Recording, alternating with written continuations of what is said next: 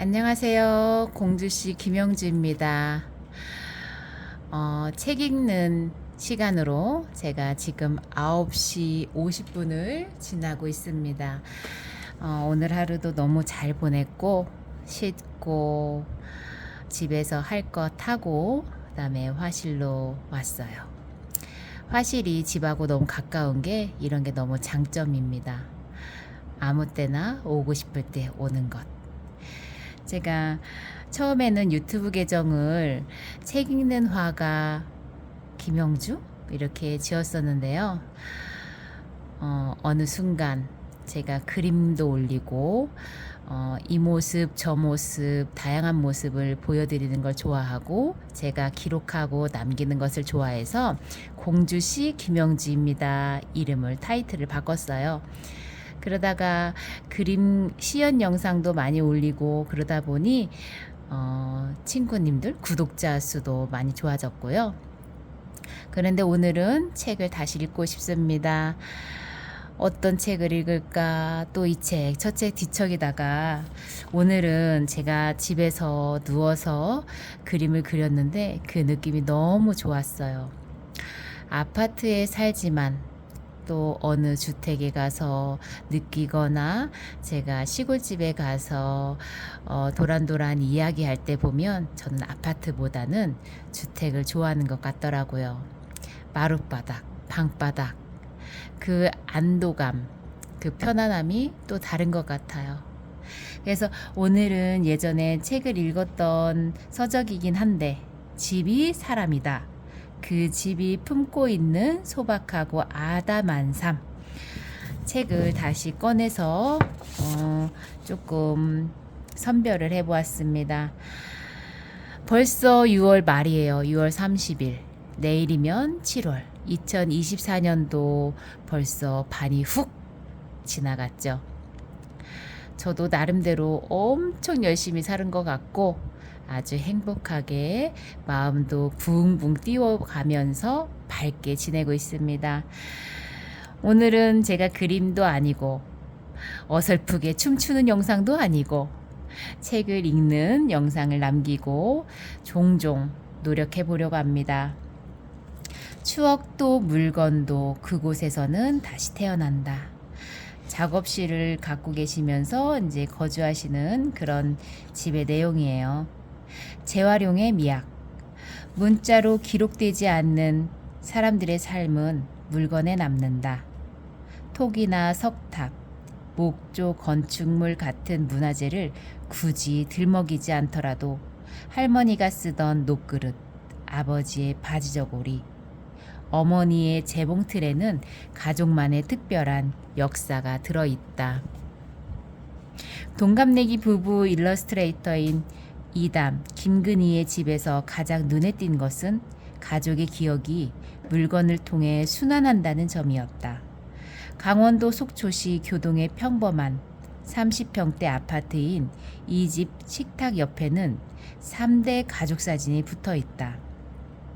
이담의 부모 사진과 어릴 때 사진, 김근희의 부모 사진과 어릴 때 사진, 부부의 사진, 아들 범과 딸 은의 결혼 사진이 한 벽을 차지한다.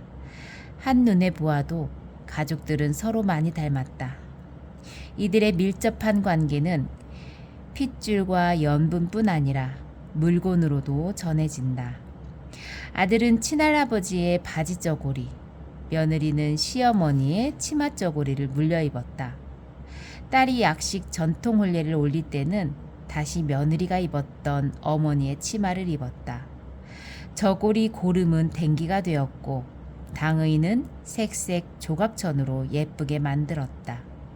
사위의 민소매 도포는 친할머니의 치마에서 나왔다. 그뿐만 아니다. 생전에 친할머니는 환갑 무렵부터 테라코타를 만들기 시작해 76세에 개인전까지 열었는데 할머니가 만든 테라코타 인물상이 집안 곳곳에 놓여 있다. 할머니 작품을 보관하려고 할아버지가 주문 제작한 선반에 쓰였던 미송은 지인의 도예 공방으로 갔다가 다시 이 집으로 돌아와 물건을 보관하는 베란다 선반으로 변신했다. 외할머니가 쓰던 옷장과 재봉틀도 건넌방에 놓여 있다. 이런 순환은 가족 내에서 그치지 않았다. 안방 침대는 원래 버려진 1인용 침대였다. 그런데 장롱을 주우면서 틀을 바꾸고 플라스틱 상자로 바닥을 보강해 2인용으로 늘렸다. 헌 식탁 의자는 2개씩 맞붙여 재봉틀 받침과 다림질대로 재탄생했다. 역시 주워온 2층 침대 조각들은 거실 테이블로 변했다. 식탁은 신혼 때 쓰던 낮은 탁자인데 긴 다리를 달아 높아졌다. 대나무들은 각종 물건과 빨래를 거는 거치대가 되었다. 거실장 역시 정교한 조립품이다. 목공은 남편, 바느질은 아내의 몫이다. 이담이 입은 검은 외투는 김근희 작품이다. 바지가 양쪽 소매가 되었고 안감은 원래 커튼인데 먹물로 천연 염색을 했다. 개량 한복처럼 통이 넓은 남편의 바지 역시 직접 만들었다. 자신의 옷도 디자인을 바꾸었다.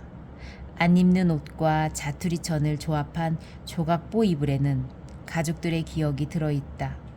청바지는 배낭이 되었고 쌀포대는 가방으로 변했다. 일일이 열거하기 힘들 만큼 변신의 마술을 거듭하는 게 이 집의 질서다.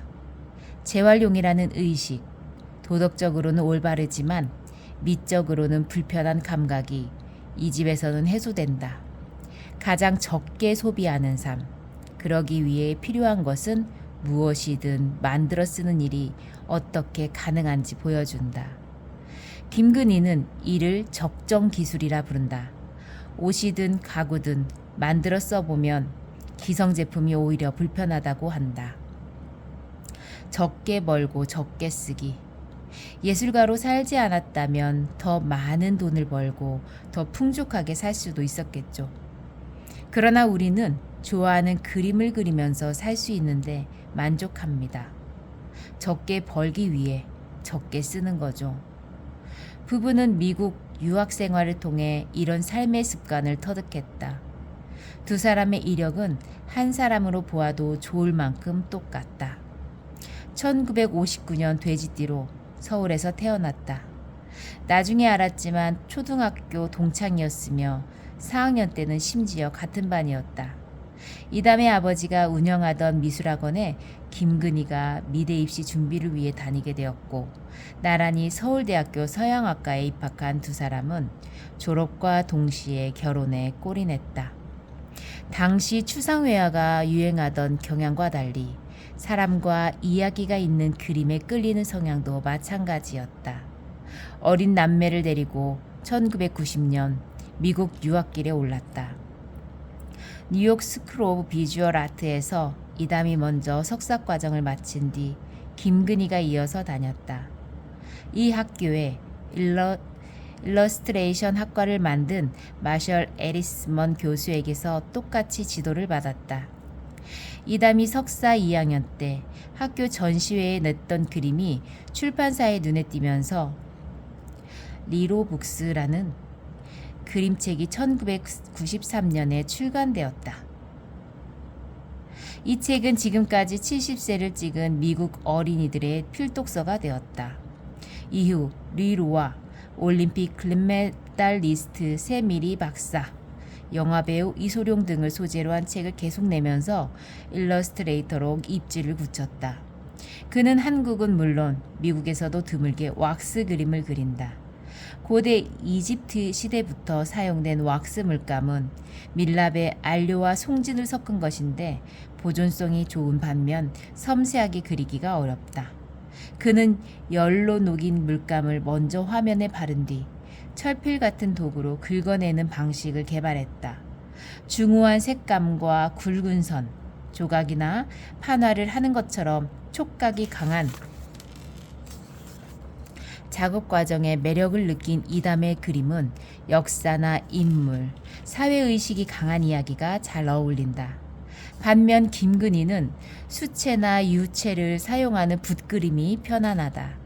대학원 졸업작품은 그네, 고무신, 인두, 떡살, 장독, 치마저고리 등 사라져가는 우리 전통 살림을 유화연작으로 그렸다. 글솜씨도 갖춘 그는 같은 제목의 비주얼 에세이를 펴냈고 1997년에서 98년에서는 국내 기업의 의뢰로 야생화 달력을 그렸다. 부부는 유학을 떠난 지 21년 만인 2011년 한국으로 다시 돌아올 때까지 뉴저지에 주로 거주하면서 양국에서 활발하게 활동했다. 이들이 지금까지 펴낸 책은 70권이 넘는다. 이 가운데 1996년 볼로냐 어린이 도서전 일러스트레이션 전시작품인 폭죽소리는 부부의 공동작품으로 지금까지 스테디셀러로 남았다. 2010년 명량해전의 파도소리는 문화체육관광부 우수 교양도서에 선정되었고 결의 전통도감 살림살이는 한국출판문화대상을 받았다. 이처럼 주목받는 작가 부부이면서도 미국에서 아이들을 키우며 사는 게 녹록지 않았다고 한다. 유학생활 초기 맨해튼의 작은 방에서 내 식구가 살 때부터 소비를 줄이고 작은 공간을 활용하는 삶이 시작되었다. 틈새까지 쓸모있게 수납하기 위해 헌 가구를 이용해 맞춤 가구를 제작했다. 지금 현관 앞에 놓인 벤치도 아이들이 어렸을 때 쓰던 2층 침대로 만든 것이다. 그림을 보관하는데 편리하도록 얇고 넓은 서랍이 여러 개 달린 장 역시 수제품이다. 작가들에게는 액자는 그림 재료보다 큰 돈이 든다. 그래서 직각을 맞춰주는 코너 크램프를 이용해 액자도 직접 만들었다. 그 기계는 여전히 싱크대 모서리에 달려있다. 기계를 쓰지 않으면 소음과 먼지가 없는 데다 재활용 가구는 표면 처리가 이미 되어 있어 아파트에서도 목공이 가능하다. 어디에 사는지가 아니라 어떻게 사는지가 중요하다. 이들이 한국으로 돌아온 건 아이들 덕분이다.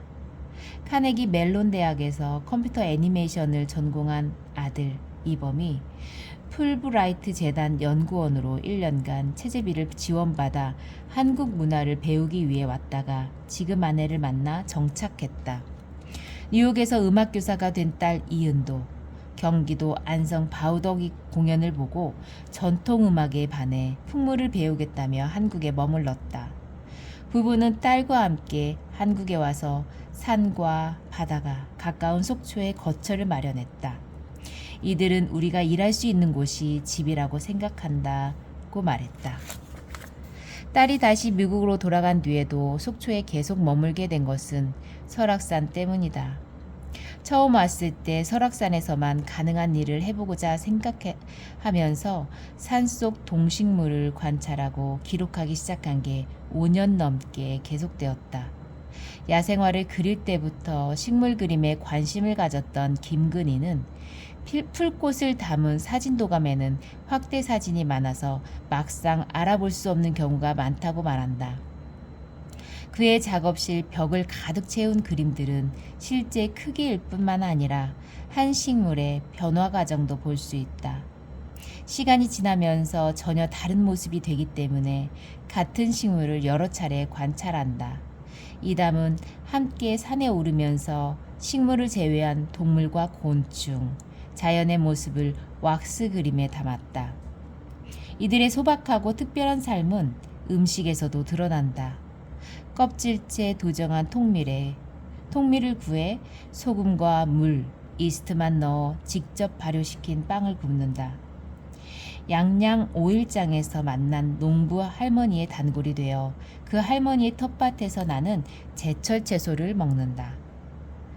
동물에게 고통을 주면서 생산한 음식은 먹지 않겠다는 생각 때문에 육식을 삼가고 억지로 출산과 수유를 반복하게 만든 젖소에게서 짠 우유도 마시지 않는다. 이들은 직접 농사를 짓지 못하기에 농부 친구를 사귀는 게 가장 중요하다고 말한다.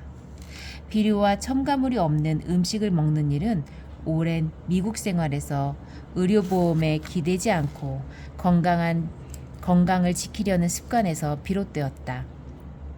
부부의 식탁에서 함께 식사를 했다. 미리 일주일치를 만들어 냉동실에 얼려준 통밀빵을 꺼내 오븐에서 데웠다. 흔히 사용하는 소스 대신 두유를 만들면서 생긴 콩비지를 샐러드에 얹었다. 주 메뉴는 갖은 야채에다 오징어를 곁들인 해물 스파게티였다. 집에서 담근 도라지 피클에서는 매실향이 났다. 과일과 그 자리에서 원두를 갈아 내린 커피를 마셨다. 통밀빵을 만들 때 함께 구운 통밀 과자는 후식이었다. 미국에 살 때 한 친구가 이들에게 니어링처럼 사는군이라고 했다. 스콧과 헬렌 니어링 부부를 몰랐던 이들은 니어링 부부가 살던 집인 메인주 굿 라이프 센터를 찾았다. 해초로 퇴비를 만들어 농사를 지었던 이들의 삶을 살펴보고 감탄하면서 많은 사람이 쫓아가는 유행의 흐름에 역행하며 사는 것에 대해 용기가 생겼고 그의 검소한 삶에 자부심이 생겼다고 한다. 적게 갖고 풍요롭게는 이담 김근희 부부의 모토가 되었다. 뭐든 직접 만드는 삶이 어떻게 가능할까? 더구나 미술 작업까지 하면서 충분히 가능하다는 답변이 돌아왔다.